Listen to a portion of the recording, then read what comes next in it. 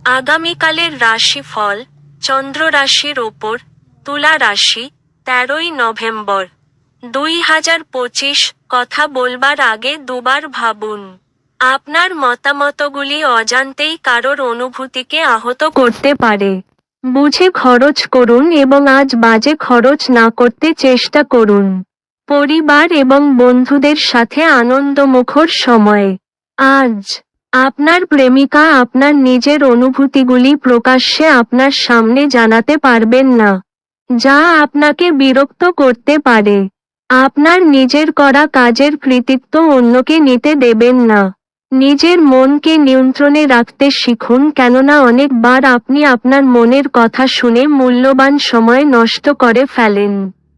আজকেও আপনি এরকম কিছু করতে পারেন। যদি আপনার স্ত্রীর স্বাস্থ্যের কারণে কারোর সাথে আপনার সাক্ষাতের পরিকল্পনা ভেস্তে যায়, আপনারা একসাথে কাটাবার জন্য আরো ভালো সময় পেতে পারেন। আপনার ভাগ্যবান সংখ্যা 2।